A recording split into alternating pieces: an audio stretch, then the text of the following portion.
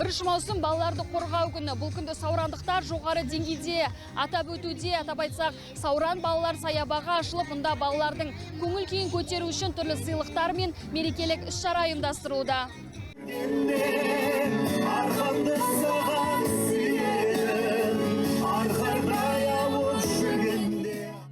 1 маусым халықаралық балаларды қорғау күніне орай Сауран ауданының орталығында жаңа балалар саябағының ашылу салтанаты өтті. Аталған 2 жоба аудан әкімінің қолдауымен жүзеге асырылып, бүгінгі таңда пайдалануға берілді. Жобаның тапсырыс берушісі Сауран аудан әкімдігінің тұрғын үй коммуналдық шаруашылығы және тұрғын үй инспекциясының бөлімі. Елдегі болып жатқан іс-шараларға бұл осындай болу керек, өсу керек, өркендеу керек, болашаққа қарай дамуымыз керек.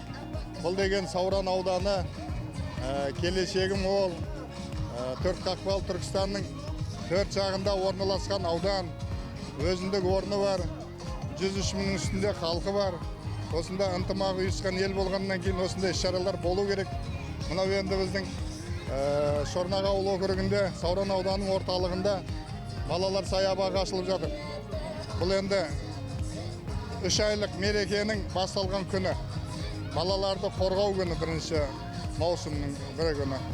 Енді осының барлығына шындығында мұрындық болып, осының барлығының басы қасында жүріп, осыған бүкіл құжатында дайындап, жерінде дайындап, осыншалықты қаржы бөлген біз енді ауданның әкімі Мақсат Асылбекұлына рахмет айтқымыз келеді. Әрине оны қолдаған облыстың әкімдігіне рахмет. Мемлекетте өсіп өркендеу бар. Экономикамыз тұрақталуына қарай жұмыс жасалынып жатыр. Халықтың ынтымағын осындай сақтау үшін осындай іс-шаралар молынан болу керек. Бұл енді осы жерде қазір ата буын, әке буын, бала буын, немере буын, 4 буын осы қазір іс-шарада қыдырып жүр. Бұл деген бізге өте үлкен мақтаныш. Мен енді облыстық мәслихаттың депутаты ретінде күнделікті ауданның дамуының қандай деңгейде екенін көріп отқан азамат ретінде ауданның қазіргі таңдағы жұмыс істеп жатқан ұжымына да, әкіміне де қанағаттанарлық деген баға берген болар едім. Өйткені алға қойған жоспар көп, соның біразы орындалып жатыр. Мына ауданның орталығына 2 елді мекенге ауыз су жүргізіліп жатыр қазір Шорнақ ауыл округінде. Оған енді газбен қамтамасыз етуінде жұмыстар жүргізіліп жатыр. Қазір ғана алға қойған жоспарын айтып жатыр. Мақсатты жұмысқа мүдделі жұмыс істеу қажеттілігін оны айтып жатыр. Енді халықтың көңіл күйі деген өте дұрыс. Біздің мынау Қазақстан халқының қазіргі таңдағы атқарылып жатқан жұмысқа көңілі толады. Енді әрине біз енді сырт көзге көп нәрсе көрінетін болғаннан кейін біз енді дұрыс нәрсені айтуымыз қажет. Өйткені билікпенен халықтың ортасындағы өкілеттік орган болғаннан кейін осы деңгейдегі жұмыстың басы қасында болуымыз қажет. Өйткені ынтымақты елдің берекесі бар. Берекесі бар елдің алға ілгерілеулігі бар.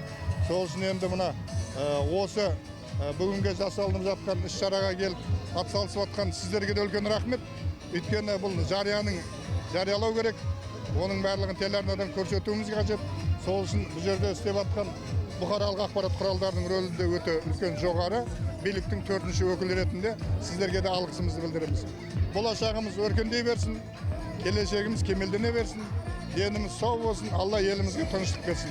1 маусым балалар қорғау күнімен шын жүректен Сауран атынан, әжелер атынан шын жүректен құттықтаймын.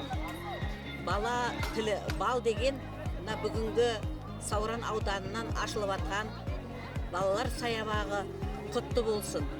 Әрине бұның бәрі біздің жастарға деген беріп жатқан үлгі өнеге тәрбиеміздің арқасы. Соның арқасы біздің әкіміміз Мақсат Таңатаров жолдастың еңбегі орасан зор. Осы балаларға арнап салып беретін саябағы құтты болсын. Осының ішінде әрдайым балалардың күлкісі, сыңғырлаған күлкісі естіліп, әрқашанда осы Сауран ауданының гүлдене беруіне тілектеспін. Жалпы аумағы 2,14 гектарды құрайтын жаңа саябақ заманауи талаптарға сай жабдықталған. Балалардың бос уақытын тиімді әрі қауіпсіз өткізуіне барлық жағдай жасалған. Атап айтқанда үлкен ойын алаңы түрлі жастағы балаларға арналған заманауи әрі қауіпсіз құрылғылармен қамтылған. Алаң жұмсақ жабынмен төселіп, қауіпсіз талаптарына толықтай сақталған. Сонымен қатар саябақ аумағы көгалдандырылып, 2113 шаршы метр жасыл белдеу қалыптастырылды. Демалуға арналған көлеңкелі аймақтар мен жаяу жүргіншілерге арналған жолдар салынып, орындықтар орнатылған. Табиғи атмосфераны жандандыру мақсатында саябаққа 12 түрлі ағаш түрлері, 88 дана шырша, 25 дана писарди, 20 дана шынар, 20 дана раушан гүлі және 40 дана магония көшеті отырғызылды.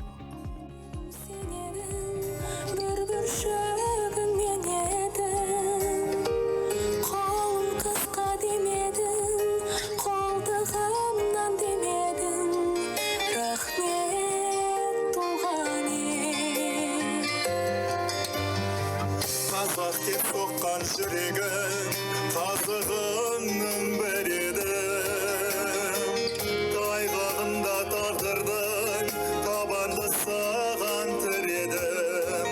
Рахмет туған ел, рахмет саған туған ел.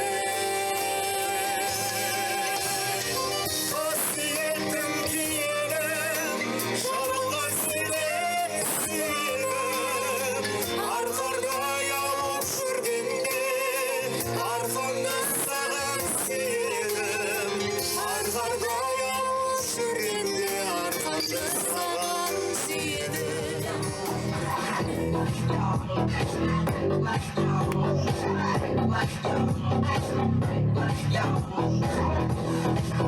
Сколько мне повторяли, смотри на меня, я все летаю, делаю забыла понять. А у меня так круто, что в голове барабаны. Салтанатты шараға аудан әкімі Мақсаттан Қатаров қатысып, саябақтың ресми ашылуын жасады. Сонымен қатар облыстық мәслихат депутаты Баймахан Сүлейменов ауданның зиялы қауым өкілдері мен тұрғындар жаңа нысанмен танысты. Балалар мерекесі құтты болсын. Мынау балалардың игілігі үшін салынған саябағымызда көптеген балаларымыз көңілді, бақытты демалыс болсын балаларымызда.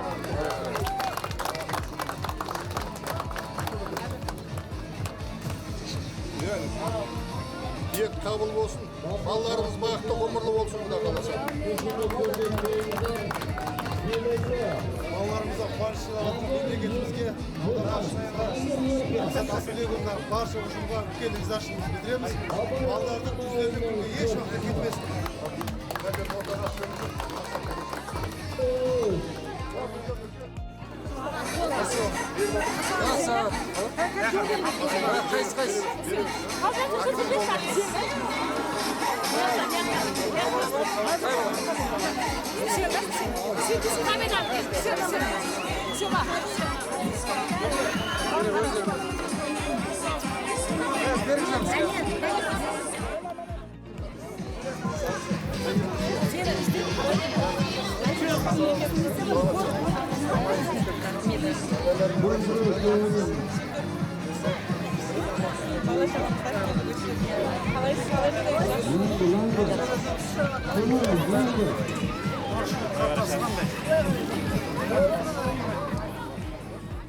Халықаралық балалар мерекесіне орай ауданымызда шара өтіп жатыр. Бүгін бірнеше шара өтті. Осы шараның жалғасы ауданның орталығынан балаларға арналған саябақ ашып жатырмыз. Қазіргі таңда жұмыстары толық бітті. Әлі де ары қарай кеңейту жұмыстары жалғасатын болады. Қазіргі таңда бүгін енді ашылу салтанаты болып жатыр. Балаларымыздың барлық жағдайын жасау мақсатында ауданда кеңейтілген көптеген жұмыстар жүріп жатыр. Қазіргі материалдық базаларда білім ордаларын жақсы білім алып, жақсы тәрбие алып, қауіпсіздігін қамтамасыз ету мақсатында көптеген шаралар өтіп жатыр. 2024-2025 оқу жаңа жылында ауданымызда 2 мектептің құрылысы аяқталды. Жекеменшік әріптестік аясында 5 мектеп, осының барлығы балаларымыздың оқуын, материалдық базасын нығайту мақсатында жұмыстар жүріп жатыр. Одан бөлек жазғы уақыттарын тиімді пайдалану үшін осал топтағы азаматтардың балаларына 455 жолдама беріп жатырмыз. Одан бөлек ауданда 2024-25 оқу жылында 869 қосымша үйірмелер ашып отырмыз. Енді алдағы уақытта да жоспарларымыз бар. Аудан орталығынан балаларға арналған оқушылар сарайын салуды жоспарлап отырмыз. Қазіргі таңда жобалар рәсімделіп жатыр. Аудан орталығынан үлкен саябақтың құрылысында жүргізетін боламыз. Оған да қазіргі таңда құжаттар рәсімделіп жатыр. Мынау мектептерде инклюзивтік топтарды ашуды жоспарланған болатынбыз. Қазір біреуін аштық, алдағы уақытта бұл өз жалғасын табатын болады. Мүмкіндігі шексіз деп айтсақ та болады. Оқушыларымызға да қазіргі таңда Оранғай ауыл округінен осындай реабилитациялық орталық ретінде ғимарат құрылысын салып жатырмыз. Қыркүйек айында пайдалануға береміз.